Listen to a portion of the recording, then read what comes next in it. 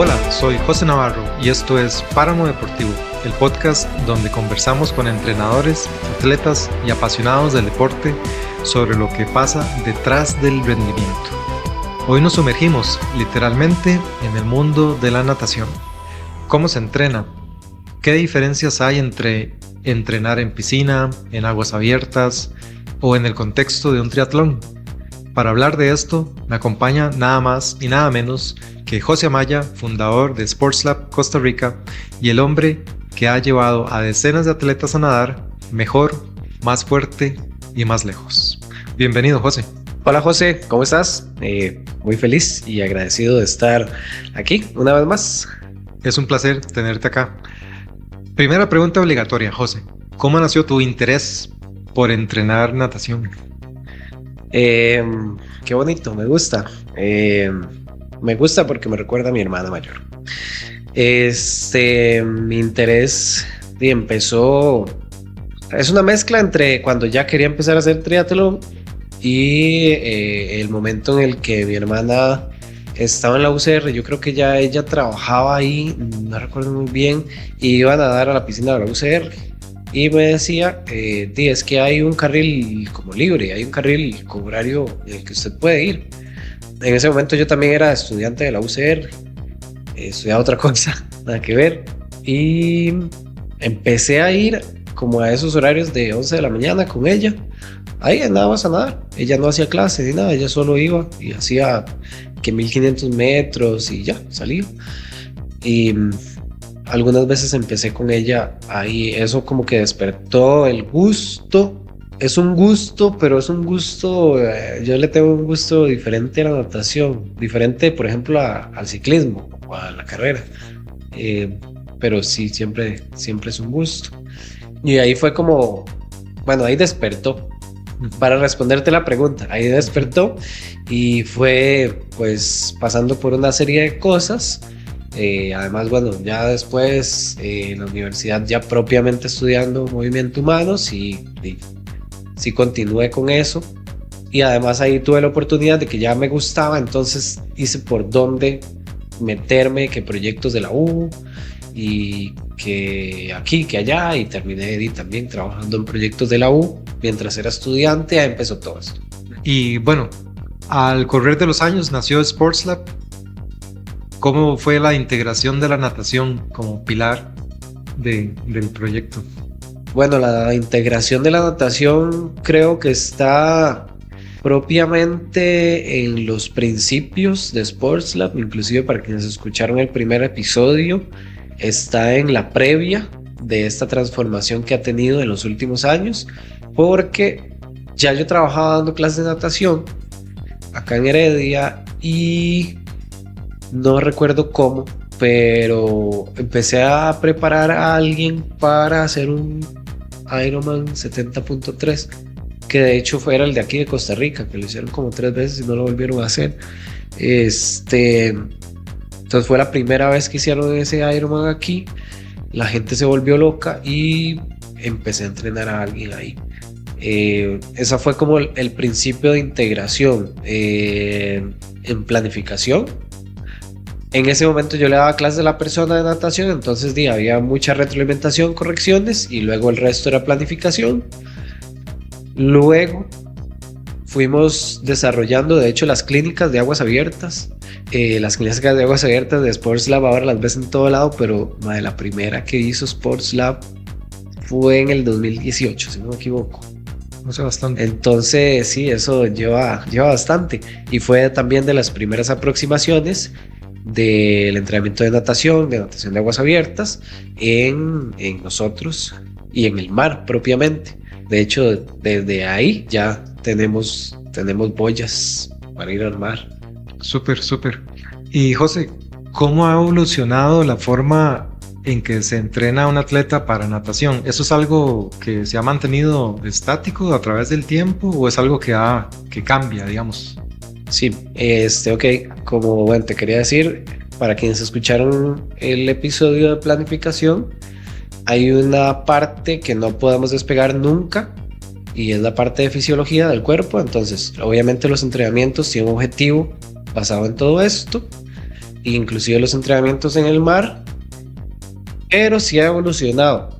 Y ha evolucionado, digamos, en Sports Lab, ha evolucionado porque pues, hemos ido cambiando, hemos ido pues teniendo mejores cosas, mejores herramientas, más posibilidades de ir al mar, pero también en el mundo la tecnología va cambiando muy rápidamente. Entonces, si nos vamos afuera, el cambio tecnológico es abismal cada año, o sea, año con año, y esto permite que el entrenamiento a nivel internacional pueda ir mejorando porque tiene más herramientas, más específicas, se pueden medir otras cosas que antes no. Entonces, todo esto cambia por fuera. Ahora, a lo interno de Sports Lab sí ha ido cambiando también por las posibilidades que tenemos, porque hemos inclusive descubierto nuevos lugares. Bueno, hace que no es un nuevo lugar, pero nuevos lugares para entrenar y para ir a hacer diferentes actividades, como hemos estado en Playa Mantas, en Herradura, pero como una vez decidimos hacer un campamento en Golfo Dulce, que fue un éxito, la verdad fue un éxito. Entonces creo que sí va cambiando. También va cambiando porque somos 3 y nosotros nos mantenemos en capacitación, nos mantenemos queriendo aprender y dinámicos, y todo eso hace que nuestra forma de enseñar sea diferente, y el crecer del grupo influye. Creo que el crecer del grupo influye positivamente porque hay un componente de enseñanza que a veces uno no lo puede tomar en cuenta como entrenador, porque yo no puedo disponer de sus herramientas como atleta para que le enseñe a otros, que no me corresponde. Pero es muy bonito de ver que en el grupo otros le transfieren experiencia a los más nuevos, y eso hace que el aprendizaje no sea solo en una vía de nosotros hacia los atletas, sino que sea también de otros atletas a los más nuevos, y creo que es muy enriquecedor. José, una cosa muy interesante del grupo es que tenemos atletas que están muy enfocados en una disciplina. Tenemos gente que hace exclusivamente aguas abiertas, hay gente que hace triatlón, hay gente que le gusta solamente nadar en piscina y lo hace por salud física, salud mental. Me imagino que hay diferencias en entrenar natación para para aguas abiertas y para piscina, ¿cierto? Sí hay diferencias. Van desde la programación, de lo más general hasta lo más específico en el tema de ejecución de ciertos ejercicios. Por ejemplo, si vas a hacer el 10.000 como el Oceanman de fin de año, que por cierto hay varios que lo van a hacer, y en este momento me acuerdo de Gendry que lo va a hacer, hay trabajos muy específicos que no tendrá que hacer. ¿Por qué? Porque tal vez no son necesarios para desarrollar ciertas capacidades, que si vos vas a hacer natación en piscina, sí, o si quieres hacerlo por salud, también, digamos, habrá cosas que no tendrás que hacer o que sí tendrás que hacer.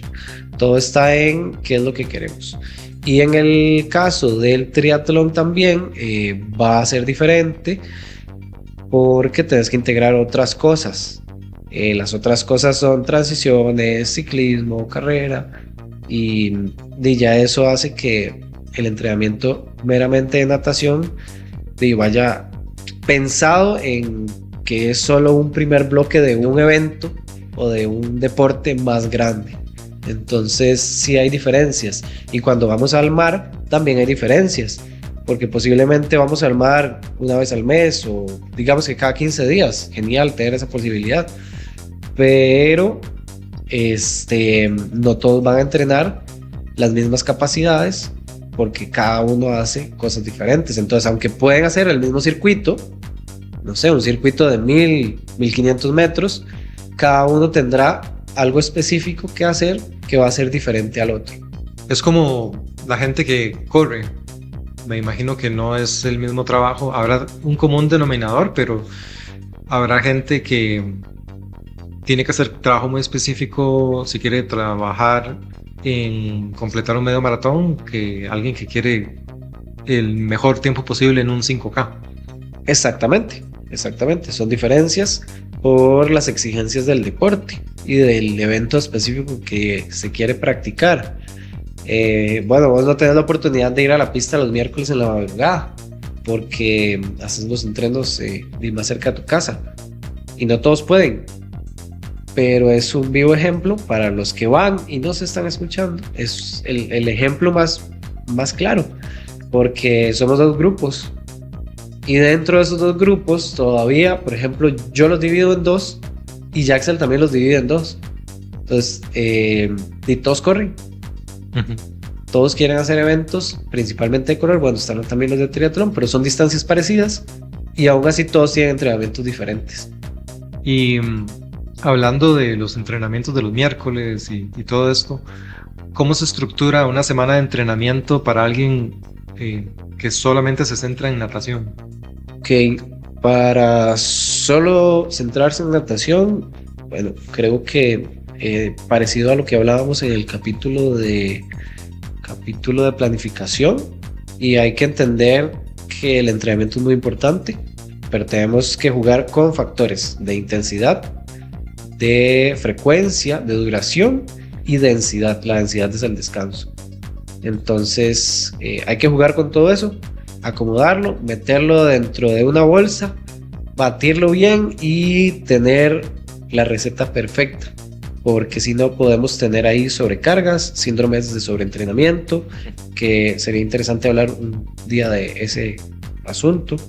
Y la planificación depende mucho de una semana de estas, depende mucho del periodo del que estemos, pero también de qué es lo que yo más necesito resaltar o mejorar en esta persona. Entonces, si estás en un momento en el que estás en una base aeróbica y tu trabajo es principalmente base aeróbica y yo necesito resaltar la técnica, entonces genial, porque podemos enlazar las dos cosas.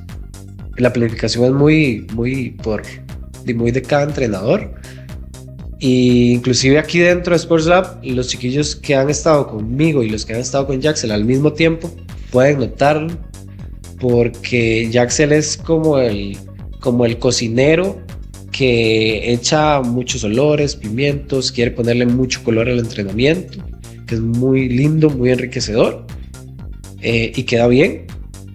Y yo soy más como el carnicero, que nada más agarra y corta, pum, esto es lo que usted quiere, tome, esto es. Entonces yo soy muy de ir al grano. Ok, venga, una entradita, sí, pero después al grano. ¿Qué es lo que hay que hacer? Este es el objetivo, punto. Okay. No le pongo tanto sabor, tanto color, sino es al grano. Entonces eso tiene mucho que ver en el tema de planificación de una semana de entrenamiento de natación. Hay que tener cuidado con algunos asuntos, y es no abusar de los elementos externos que podemos utilizar, como patas, manoplas. Bueno, el snorkel se puede usar bastante, pero tampoco tanto, digamos, porque nos limita el percibir la respiración y el róleo del movimiento del cuerpo en determinados momentos.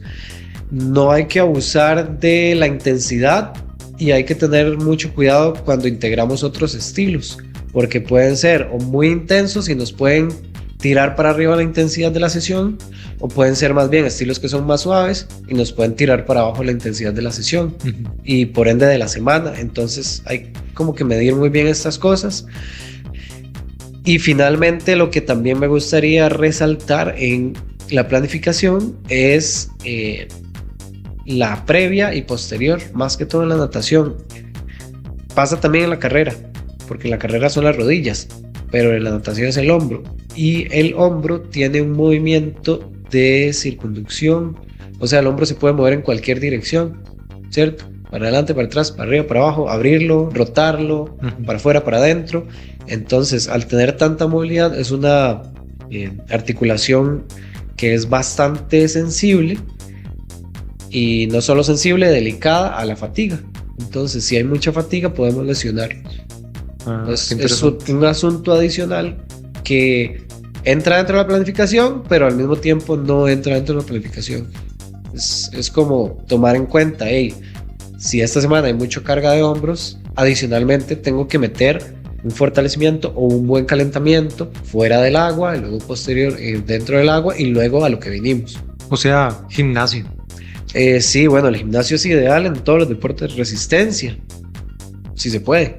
Y si no, también por fuera. Las ligas son una herramienta demasiado buena para la natación porque la podemos llevar, calentar en la piscina fuera del agua, estamos activando un poquito.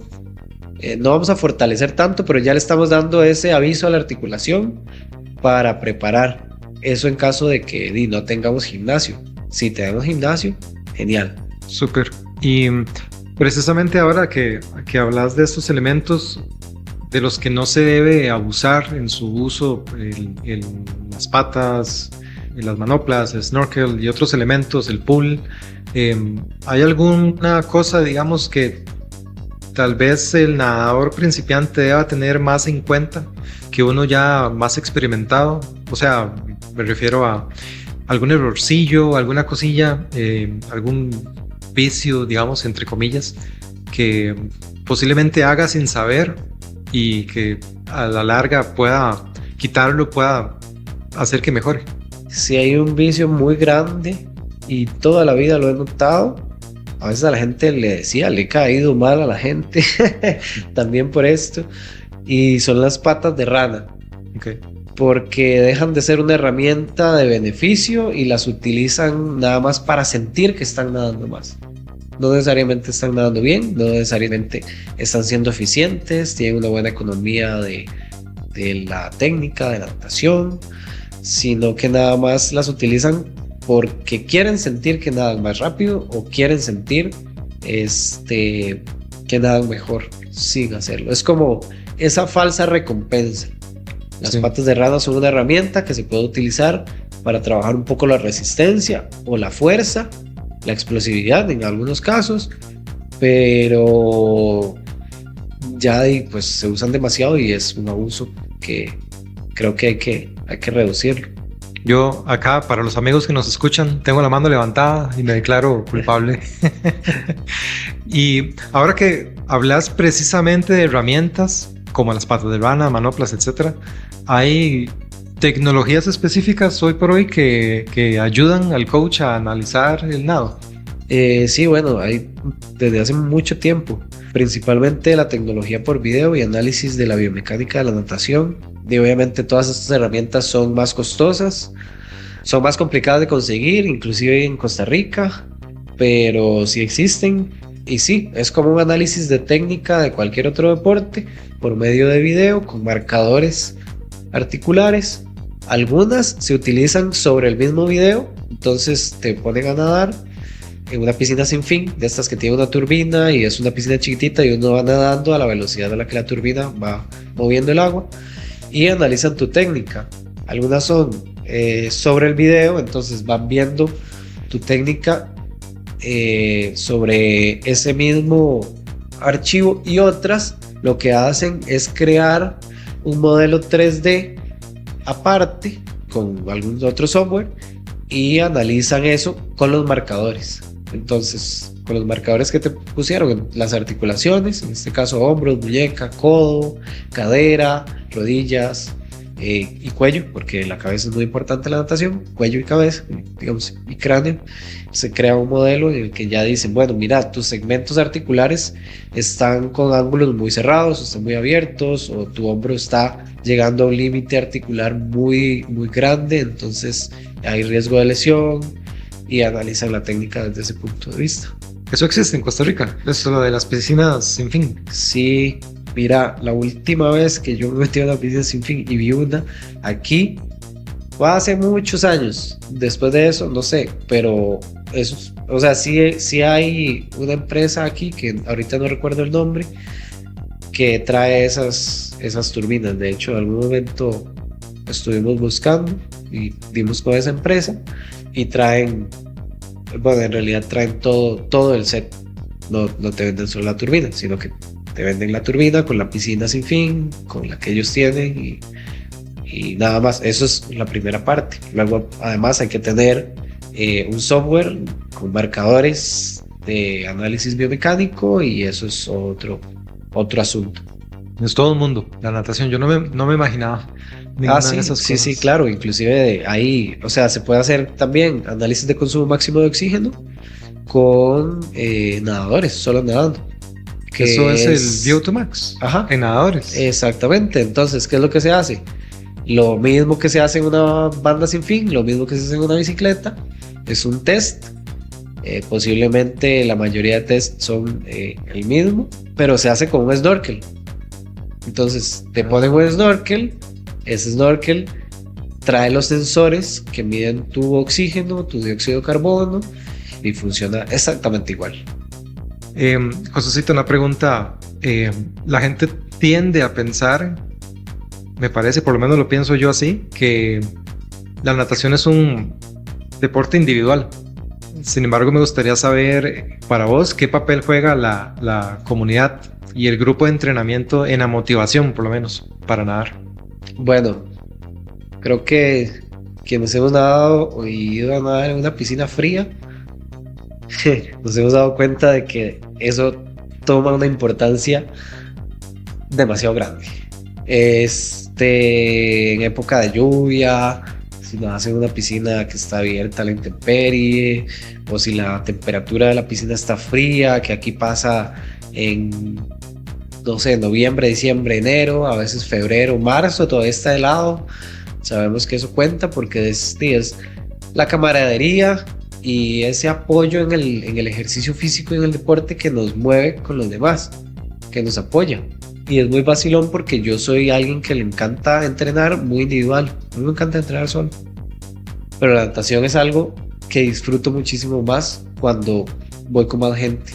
Y cuando me muevo como con un grupo y me jalan. ¿Por qué? Porque claro, José, a José no le gusta el frío, y eso lo frena. Entonces el grupo toma un papel muy, muy importante. Digamos, creo que la natación no es un deporte individual. Y quienes han visto entrenar también clubes de natación o grupos de chicos que están en edades más tempranas y van a sus entrenamientos después del colegio, de la escuela, y ver la dinámica de esos entrenamientos es súper bonito. Y pensaría que es un deporte individual solo en la competencia, y una vez que terminó, o sea, ya deja de ser un deporte individual. Es muy interesante y bonito también, enriquecedor, ver las competencias de relevos, por ejemplo, en natación, no sé, un 4x100 en relevos o cualquier otro relevo. Es demasiado chido ver cómo esa dinámica de equipo es muy fuerte. Y yéndome un poquito más allá de la pregunta, aunque la natación es un deporte individual, en la natación de aguas abiertas y en el triatlón, la natación deja de ser una individual, y ahí empieza a jugarse con un aspecto que me gusta a veces mencionar cuando dábamos taller de aguas abiertas, y es el drafting, que no sé si Jan lo habrá mencionado porque no lo he escuchado el capítulo de ciclismo, pero el drafting es algo muy importante, así en el ciclismo como en la natación cuando es ya en aguas abiertas, por la física del fluido. O sea, el agua es un fluido igual que el viento y pues tiene una física muy similar, y de ahí viene el drafting, que básicamente es, en este caso no sería chupar rueda, pero tampoco vamos a decir chupar pies, suena muy raro. Sería mejor no. Ir a los pies de alguien, ¿verdad? Sí. Entonces todo eso es muy importante, se le saca provecho. Y en competencias de aguas abiertas toma un papel estratégico muy importante. Y ahora que decís, ¿verdad? Especialmente en aguas abiertas, nadar en grupo, nadar con alguien más. ¿Alguna vez te ha tocado entrenar a alguien con miedo al agua o miedo al mar?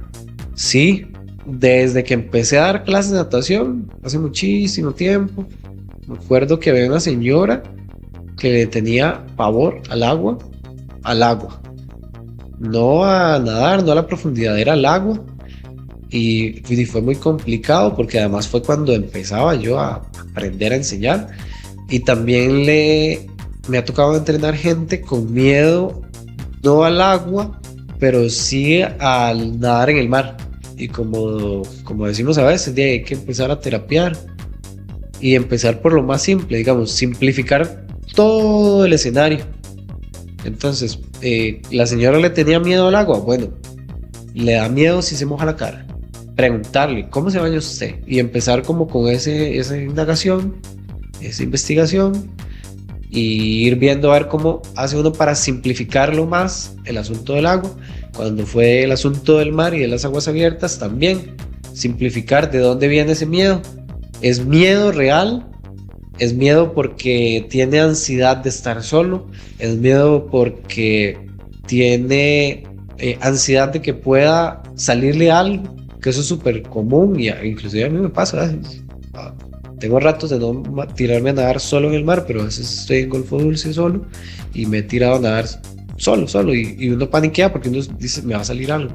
Entonces hay que encontrar el origen de eso lo más que se pueda, que a veces es difícil, y simplificarlo lo más y empezar a hacer ejercicios basados en eso.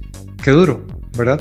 Sí, es eso duro, es. pero es un reto. Y la señora esta sí pudo lograr, al final de cuentas, por lo menos hacer. Bueno, yo ya cuando salí de ahí, porque era cuando era estudiante y trabajaba como asistente y ya eso se termina, ¿verdad? Siempre. Recuerdo que iba al otro lado de la piscina y volvía. Y no iba nadando del todo, iba con la cabeza, todo el cuerpo adentro, pero la cabeza afuera, y volvía. Pero era una piscina, eso sí, de 220. Entonces sí iba prácticamente nadando y volvía nadando, solo que su cabeza nunca entró al agua. Bueno, pero creo que se puede decir que en ese momento estaba mucho mejor de cuando empezó. O sea, sí, siempre es un éxito. Creo que intentar las cosas siempre es un éxito. Sí, definitivamente. Y hablando de eso, ¿qué le dirías vos, José, a alguien que dice, entre comillas, ya es muy tarde para aprender a nadar bien? Siempre empiezo como me gusta ser muy positivo. Pero vieras que esta vez empezaría diciendo, el ser humano no es un ser, o no somos una especie acuática. Entonces es normal que tengamos miedo, es normal que tengamos dudas y es normal que a cierta edad, digo cierta porque para mí la edad es algo muy relativo y el aprender relacionado a la edad también, es todo un mundo de cosas, de dudas, de incertidumbre, pero, y ahí es donde quiero caer siempre en el positivismo, y es que nunca de verdad, o sea, la frase más clásica y trillada que existe, nunca es tarde para aprender, y realmente es cierto.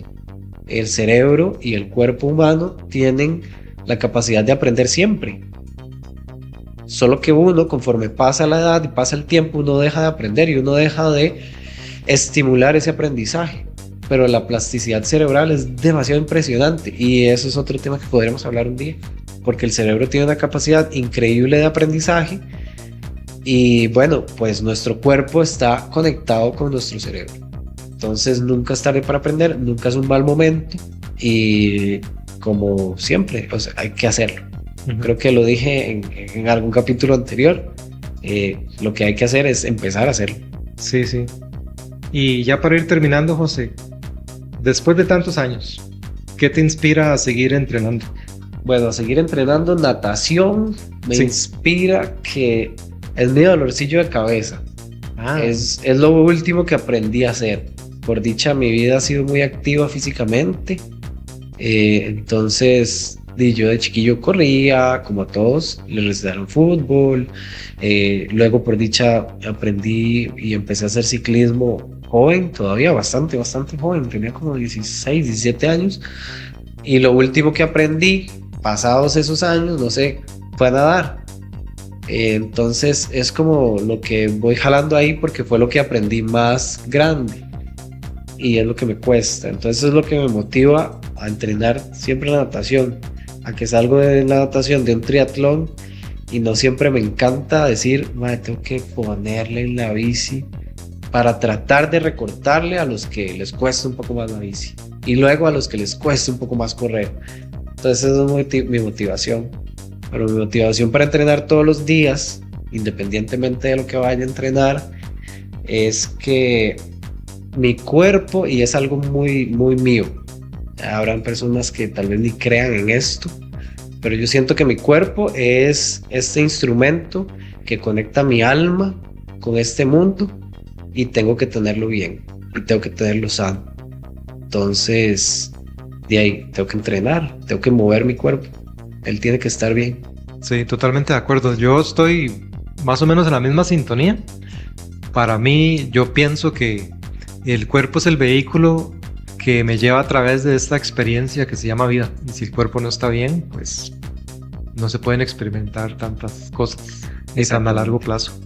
Bueno, José, muchísimas gracias por compartir todo esto con nosotros, especialmente esa última gotita ahí de sabiduría. Me queda claro que la natación en el enfoque de Sports Lab es mucho más que contar metros, es estrategia, es técnica, es mente. Y bueno, para cerrar, como cerramos todos los capítulos, a quienes nos escuchan, si tienen preguntas sobre natación, sobre tri o cualquier otra disciplina que entrenamos en Sports Lab, nada más, estamos a un correo electrónico de distancia, sportslabcr@gmail.com, y aquí las iremos contestando. Nos escuchamos en el próximo episodio de Páramo Deportivo. Muchas gracias. Chao.